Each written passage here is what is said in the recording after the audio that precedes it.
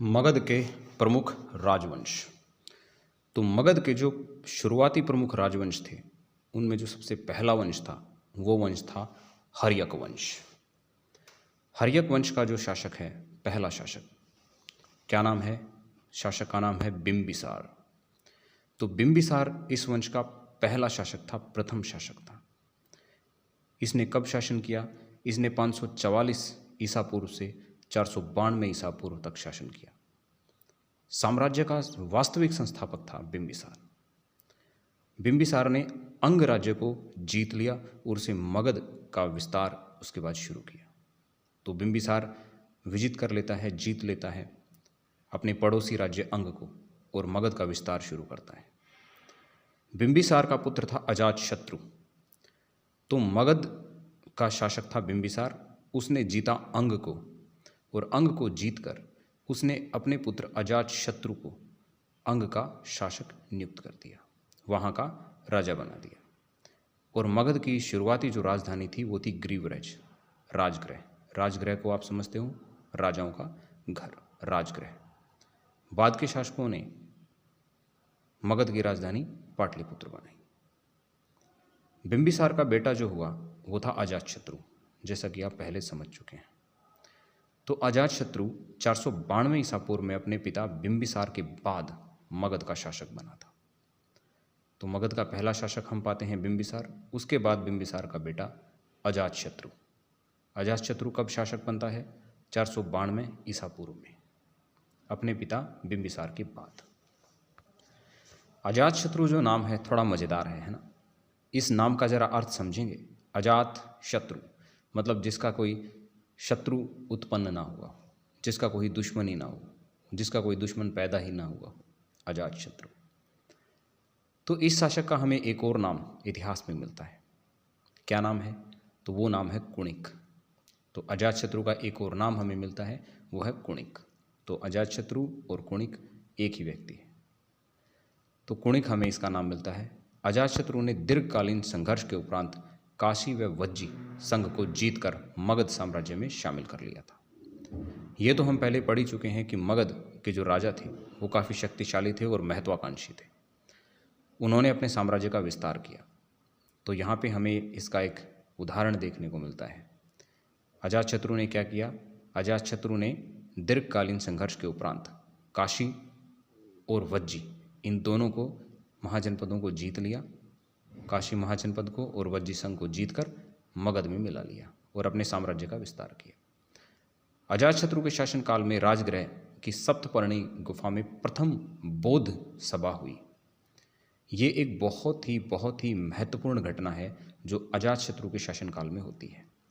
प्रथम बौद्ध महासभा कब हुई थी? 483 ईसा पूर्व। इसमें पूरे देश के जो बुद्धिस्ट थे, जो बौद्ध संत थे, वो सारे इकट्ठे होते हैं और बुद्ध धर्म के बारे में बातचीत करते हैं और कुछ बुद्धिस्ट लिटरेचर तैयार करते हैं, कुछ किताबें लिखी जाती हैं, बातचीत होती है। तो पहली बुद्ध सभा यहाँ पे होती है 483 ईसा पूर्व। किसके काल में? अजातशत्रु के काल में। ये बहुत ही महत्वपूर्ण घटना है इसके शासनकाल की। अजातशत्रु की 460 ईसा पूर्व में उसके पुत्र द्वारा हत्या कर दी जाती है। और कौन है ये अजातशत्रु का पुत्र जिसने अजातशत्रु की हत्या कर दी और राजा बन बैठा? बड़ा उतावला था ये राजा बनने के लिए। तो अजातशत्रु की हत्या कर दी जाती है उसके ही पुत्र द्वारा, और उसके पुत्र का नाम है उदयन। उदयन। तो उदयन ने कब से कब तक शासन किया? उदयन ने 460 ईसा पूर्व से 445 ईसा पूर्व तक शासन किया। उसने गंगा और सोन नदियों के संगम पर पाटलिपुत्र नगर बसाया। और पाटलिपुत्र बाद में क्या बनता है? मगध की राजधानी बनता है। तो समझो पाटलिपुत्र की लोकेशन को, ये कहाँ बनाया गया? इन दो नदियों के संगम पर। कौन सी नदियाँ? एक है गंगा और दूसरी है सोन। तो गंगा और सोन नदियों के संगम पर इसने शहर बनाया है, एक शहर की स्थापना की है, नगर की स्थापना की है। नगर का नाम है पाटलिपुत्र। और यहाँ पे एक और नाम पाटलिपुत्र का दिया गया है जिसका नाम है कुसुमपुरा। तो पाटलिपुत्र कुसुमपुरा नामक नगर उसने बसाया और उसे अपनी राजधानी बनाया। अगर हम एक धर्म की बात करें तो उदयन कौन से धर्म का अनुयायी था? उदयन जैन धर्म का अनुयायी था। अपने पूर्वजों की तरह राष्ट्रवादी शासक था। हर्यक वंश का अंतिम जो शासक था वो था नागदशक। नागदशक, तो नागदशक जो था वो हर्यक वंश का अंतिम राजा था। तो उसके बाद कौन आया? उसके बाद हर्यक के बाद शिशुनाग जो है वंश आया। तो नागदशक की हत्या उसके ही एक अमात्य, एक मंत्री शिशुनाग ने कर दी।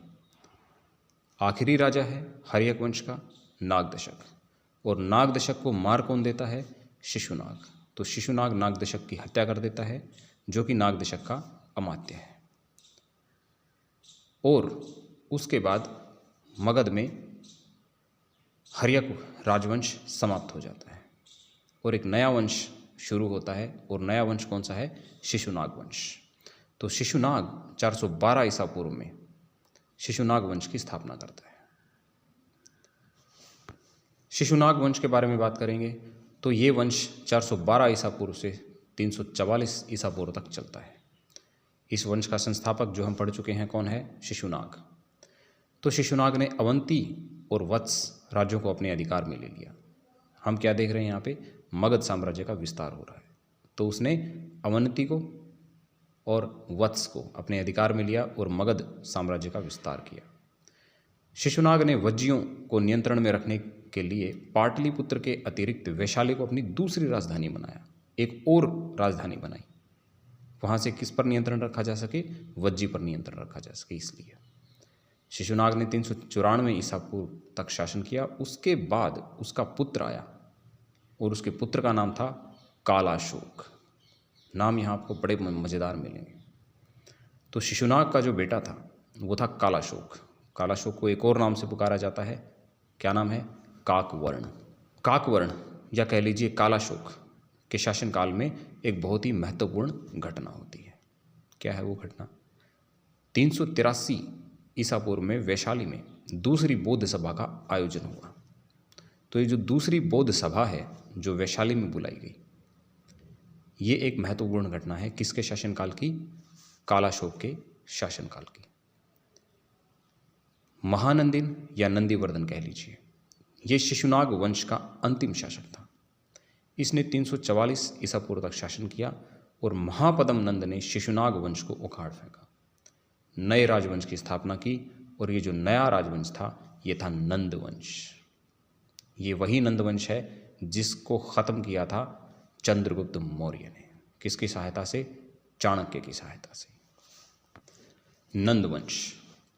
नंदवंश कब से कब तक चलता है? ये 344 ईसा पूर्व से 322 ईसा पूर्व तक चलता है। और इस वंश का संस्थापक कौन था?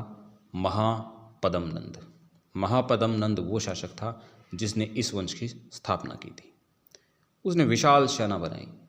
इसके प्रभाव से इक्वांशु, कुरु, सूरसेन, मथुरा, कलिंग आदि राज्यों पर विजय प्राप्त की। तो महापदम नंद एक शक्तिशाली शासक था जिसने कई सारे महाजनपदों पर को जीत लिया। किन किन महाजनपदों को जीत लिया? जैसे कि इक्वांशु शासकों को जीत लिया, कुरु महाजनपद को जीता, शूरसेन को, मथुरा, कलिंग, तो इन सब राज्यों पर विजय प्राप्त की।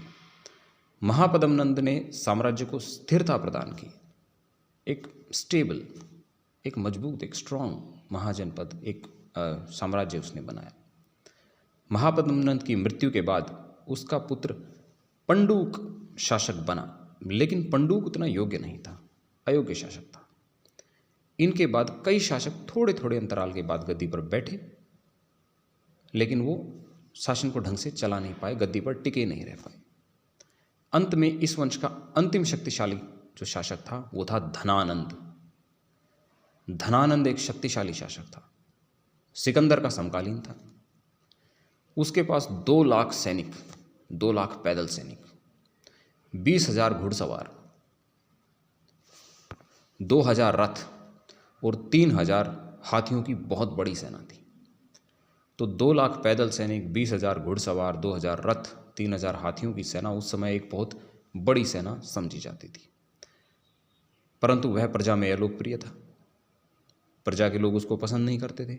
उसका कारण था, कारण ये था कि वो उतना अच्छा राजा नहीं था, उतना ज़्यादा न्यायप्रिय नहीं था, लोगों को पसंद नहीं आता था। उसे धन इकट्ठा करने का व्यसन था, धन इकट्ठा करता रहता था, इसीलिए नाम धनानंद। जिसे धन में आनंद आए वो धनानंद। तो कौटिल्य की सहायता से 322 ईसा पूर्व में मगध पर आक्रमण कर दिया। किसने? चंद्रगुप्त मौर्य ने। चंद्रगुप्त मौर्य किसके शिष्य थे? आचार्य चाणक्य के शिष्य थे।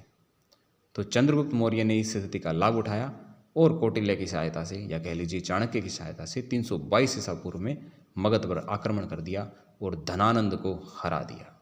धनानंद को हराया और नंद वंश का समापन कर दिया, इसको समाप्त कर दिया और भारत में एक शक्तिशाली, एक बहुत बड़े साम्राज्य, एक शानदार साम्राज्य की स्थापना की। और वो साम्राज्य कौन सा था? मौर्य साम्राज्य। और मौर्य वंश का शासन मगध पर उसके बाद शुरू हो जाता है। तो इसके साथ ही आपका ये वाला जो चैप्टर है ख़त्म होता है। अगले वीडियो में मिलेंगे अगले चैप्टर के साथ। Thanks for watching. Bye bye.